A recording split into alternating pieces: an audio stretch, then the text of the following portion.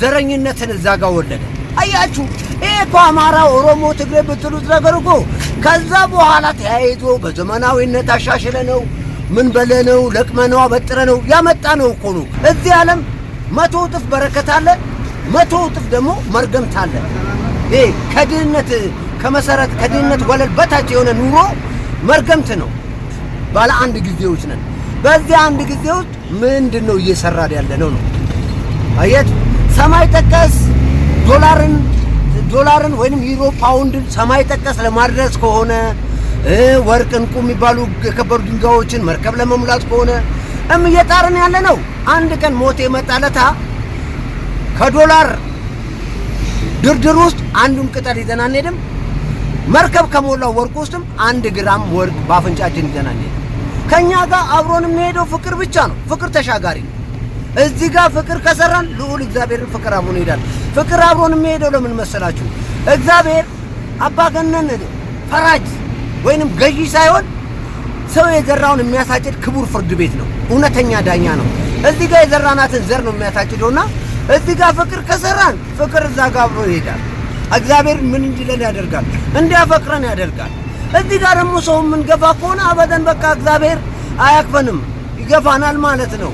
እና ምረጡ ገሃነመ እሳትና መንግስተ ሰማያት እንዳለ ማን እዚህ ዓለም 100 እጥፍ በረከት አለ፣ 100 እጥፍ ደግሞ መርገምት አለ። ይሄ ከድህነት ከመሰረት ከድህነት ወለል በታች የሆነ ኑሮ መርገምት ነው። 100 እጥፍ ደግሞ በረከት አለ። የሰው ልጅን አፍቅረን ብንገኝ እዚህ ዓለም ላይ በጤንነት በእውቀት በሰው ፍቅርና በገንዘብ እንታጠራለን። ሰላም፣ ደስታ፣ እርካታ እንደማያቋርጥ ምንጭ በጭንቅላታችን ቅል ውስጥ ምን ይላል ይፈልቃል። እነ ዶላር እና ዩሮ እና ፓውንድ ከያሉበት ባንክ ቤት ውስጥ ሆነው በፉጨት ምን ይሉናል ይጠሩናል። ልዑል እግዚአብሔር የተደበቀ ነገር አይኖርም። የሰው ልጅን ማፍቀር ስንጀምር የሰው ልጅን ማፍቀር ከጀመርን ምንም የሚደበቅ ነገር አይደለም። በቃ ፍቅር ነው። እዚህኛው ዓለም 100 እጥፍ ብያቸዋለሁ። እዚህኛው ዓለም እንደፈለግን እንደነ ተመራማሪው ቅጣው እጅጉ አይነት ምሁራን 100 እጥፍ ብናመርት ቢኖረን ከባህላዊ የእርሻ መሳሪያ ወደ ዘመናዊ የእርሻ መሳሪያ ብንፈርስ ሰፋፊ የእርሻ መሬት ላይ ብናርስ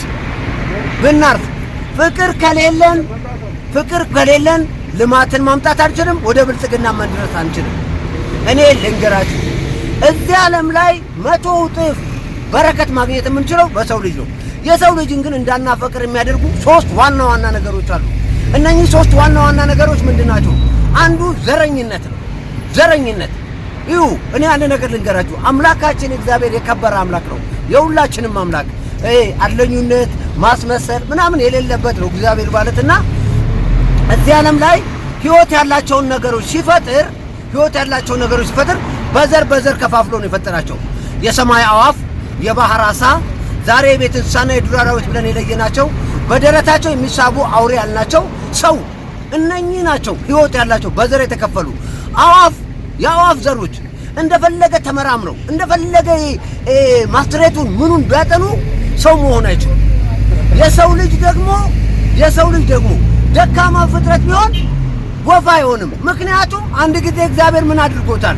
በዘር ከፋፍሎ ፈጥሮታል። አያችሁ የዘር ልዩነት ይሄ ነው። በሳይንሱ ብንመራመር ምን ብንል እማናመጣው የዘር መከፋፈል ይሄ ነው። ግን ዲያብሎስ እዚህ ዓለም ላይ ሲደግጽ ምን እንዳደረገ ልንገራችሁ። ዘረኝነት እንዴት እንደወለደ አዳምጡኝ። ይሄ ጥሩ ትምህርት ነው። እሺ ልጆች አዳምጡኝ። እግዚአብሔር የሰጣችሁን ጊዜ ተጠቀሙ። እግዚአብሔር አንዱን ሰውነታችንን አጭር፣ ረጅም፣ ወፍራም፣ ቀጭን አድርጎታል። ለአይነት አድርጎ ፈጥሮታል። አንዱ ሰውነታችንን ማለት ነው። ሰይጣን እዚህ ዓለም ላይ ሲነግስ ምንድነው ያደረገው? አንዱን ሰው ለመከፋፈል አጭሩን ለቀጭኑ ምን አለው? ይሄ እኮ የዳንክዬ ዘር ነው አለው። አጭሩን ለረጅሙ የሰው ካገላ፣ ረጅሙን ደግሞ ለአጭሩ ምን አለው? ይሄ እኮ የቀጭኔ ዘር ነው አለና ዘረኝነትን እዛ ጋር ወለደ። አያችሁ ይሄ እኮ አማራ፣ ኦሮሞ፣ ትግሬ ብትሉት ነገር እኮ ከዛ በኋላ ተያይዞ በዘመናዊነት አሻሽለ ነው ምን በለነው ለቅመነው አበጥረነው ያመጣነው እኮ ነው። እውነት በሚመስል መልኩ ዲያብሎስ ይሄንን ትውልድ ሊጎዳ እውነት በሚመስል መልኩ ያመጣው የዘር መከፋፈል ነው። ዲያብሎስ ግን ዘረኝነትን ሲከፍል እንዴት ነው የከፈለው? የሰማይ አዋፍና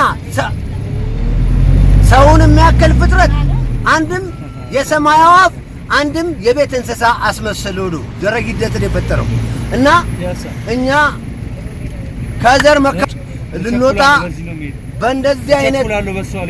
በእንደዚህ አይነት ዕውቀት የዘር መለያየትን ልናጠዳ ይገባል። ሁለተኛው በሃይማኖትም ያለ የቡድን መከፋፈል ነው። በሃይማኖትም አሁን እዚህ ምድራችን ላይ ከ1000 የማይተናነስ የሃይማኖት ቡድን አለ። ሁላችንም የእያንዳንዱ ቡድን ቁጥር ጨማሪዎች ነን። እግዚአብሔር ግን የትኛውን ነው የሚቀበለው?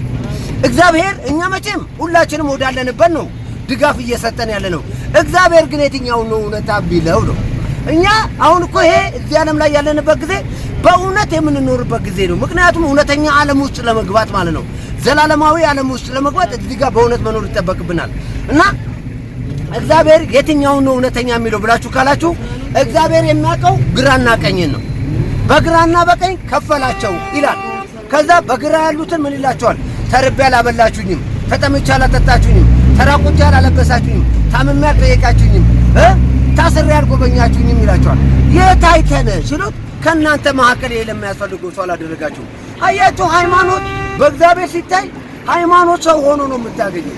የድሮ አባቶቻችን እኮ ዛፍም ስር ምንም ስር ይሰበሰቡና ሰዎችን ሰብስበው የሰው ልጅን እናፍቅር፣ የሰው ልጅ አምላክ ተምሳሌት ነው መፈቀር አለበት ብለው ሰብስበው ያወሩት ይመክሩት ያስተምሩ የነበረው ቦታ እኮ ነው። አንተውት ድንኳን ሰርተውት ብለውት አሁን ከዛ በቃ ወደ ሌላ ዓላማ ከተውን ጭራሽ አንድ ቡድን ከአንድ ቡድን እየተላተመ ጥላቻን የትኛው ቡድን ከቡድን ነው ሲቀባበል ያያችሁት? የትኛው ቡድን ነው የትኛው ቡድን መድኃኒት ሲረዳው ያያችሁት? እነሱ ጋር እንዳትደርሱ ከነሱ ዘንድ እንዳትጠጉ አይደል እንደሚሉት ፍቅርን የሚያስተምረን ቡድን የታለ? ስለዚህ ሃይማኖት ማለት የሰው ልጅን አፍቅሩ በገየት ነው። ብታምኑም ባታምኑ ነፍሳችሁ ከስጋችሁ ከመለያየቷ በፊት አስቀድሜ እየነገርኳችሁ ነኝ ያለሁት ከናንተ ደም በተጠያቂነት ነፃም እንደሆንኩ ልንገራችሁ። ሶስተኛው ራስ ወዳድነት ነው። ራስ ወዳድነት ማለት ምንድን ነው? የቃሉ ሲተረጎም ራስ ወዳድነት ማለት በሰው ላይ አንደኛ ሆኖ ለመገኘት የሚደረግ እንቅስቃሴ ነው። ራስ ወዳድነት ማለት በሰው ላይ አንደኛ ሆኖ ለመገኘት የሚደረግ እንቅስቃሴ። ለምን ሲባል ለዝና፣ ለክብር፣ ለስልጣን ቃላችን መሬት ጠብ እስከማይስል ድረስ አዳማጭ ለማብዛት እንሰራለን። ራስ ወዳድነት ነው የሚያሰራን። ባለፍን ባገደምን ቁጥር ኖር የሚሉ ሰዎች ቁጥር ለመጨመር እንሰራለን። እያዳመጣችሁ ነው ራስ ወዳድነት። ስለዚህ ከራስ ወዳድነትም ወተን እኛ እናት አባት ስለሌላቸው ልጆች፣ ስለ አረጋውያኖች፣ ስለ አካለ ስንኩላኖች መስራት የሚያስችል የሰውነት ብቃት ኖሯቸው በማያሰራ ሀገርና ከተማ የሚኖሩ ሰዎች ከእንጀራ ሩቅ ናቸውና እነሱንም ወደ ማዕድ ለማቅረብ ስንል በተሰጠን የሥራ ድርሻ ወይንም ባለን የሥራ ፈጠራ አምላካችን ሰውነታችን ውስጥ እምቅ አድርጎ ያስቀመጠልንን ጥበብ፣ ማስተዋል፣ ዕውቀት፣ ጉልበት በመመንዘር ሰዎችን ምን ማለት አለብን ማለት ነው መጥለብን ሰው ማለት ስንጠቅመው እግዚአብሔርን ምን አለክ ነው ማለት ነው፣ አመለክ ነው ማለት ነውና ቀጥሎ አንድ ሙስሊም ስለሆነ ሰው ግን ለሰው ልጆች በጣም ጥሩ አድራጊ ስለሆነ አንድ ግጥም ሰርቼለታለሁና እሱን አነብላችኋለሁ።